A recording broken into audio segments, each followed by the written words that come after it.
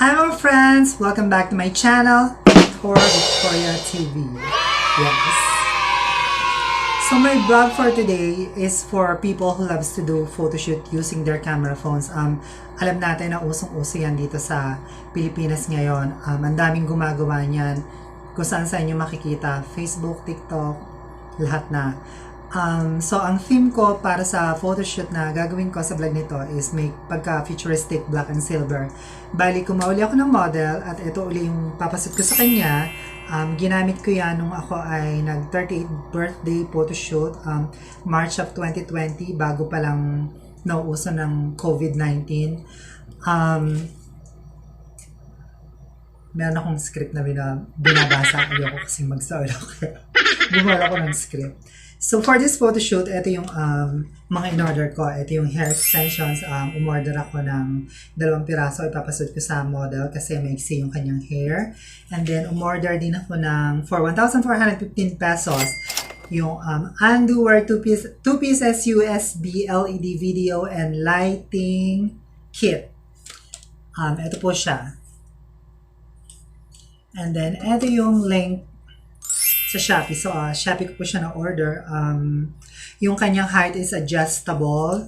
Meron siyang 5 color filter panels, white, red, blue, green, and yellow. Na-adjust yung kanyang katawan.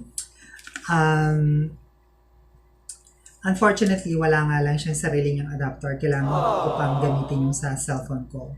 So, for 1,415, parang medyo mahal yata siya. Pero okay na rin kasi mapapakinabangan. And then, pwede nyo rin siyang ipang-substitute sa ring light kung meron kayong mga makeup gig kasi naya-adjust naman yung kanyang height at saka mas magaan siya at mas maliit kumpara sa mga ring light na malalaki. And then lastly, ito yung ginamit ko for background, yung metallic silver sheets na pang DIY natin. Ayan, so ito siya kapag inilaglag.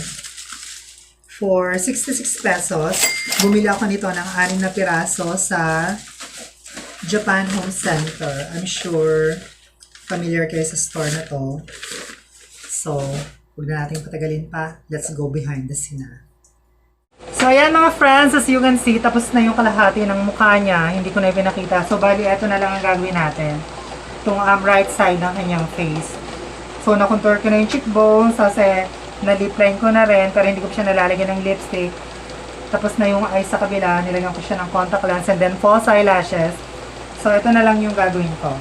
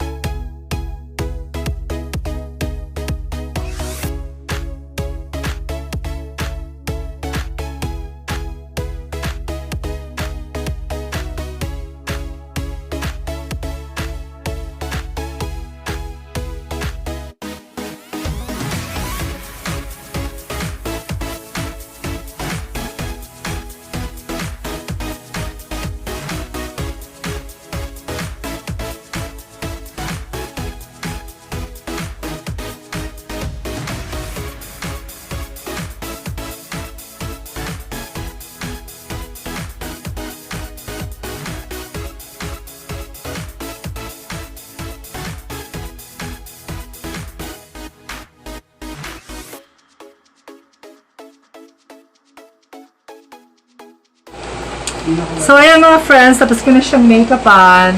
So, sa hair naman tayo. Ang tagal, bali isang oras at kalahati bago natapos yung hair makeup. Kasi meron kami pinag-chismisan eh. So, sa hair naman ako.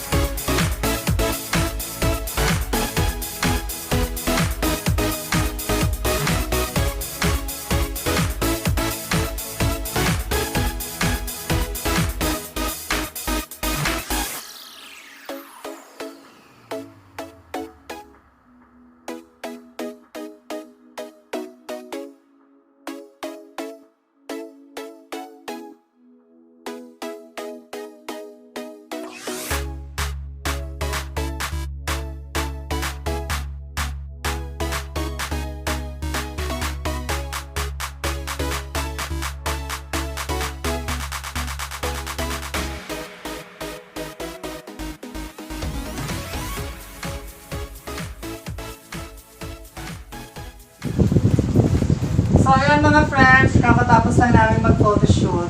Sobrang nakakapagod pero nararamdaman ko na maganda yung kalalabasan niya kasi magaling yung ating model. Kagabi, nag-rehearse kami. Medyo kinabahan ako kasi sabi ko ako parang nagkamali yata ako ng kinuhang model.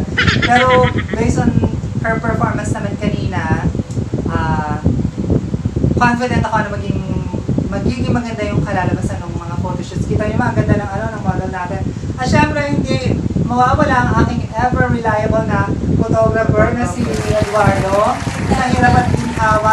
Umulan man at umaraw, laging nandyan. So, ayun nga, magpapahinga na muna kami, magkakape muna kami kasi ang daming lilinisan, sobrang kalat. So, guys, sobrang. yeah, so magkakape muna kami at abangan nyo na lang yung aming photo, yung pictures, yung result. Yes. So, ayan. Medyo hindi ko na alam sinasabi ko sa sobrang pagod na. So, ano ba? Sabi ko, babay na? Babay na. So, babay na po. Salamat sa inyong Don't forget to like, share, and subscribe. Victorian TV. So, sige, bye-bye!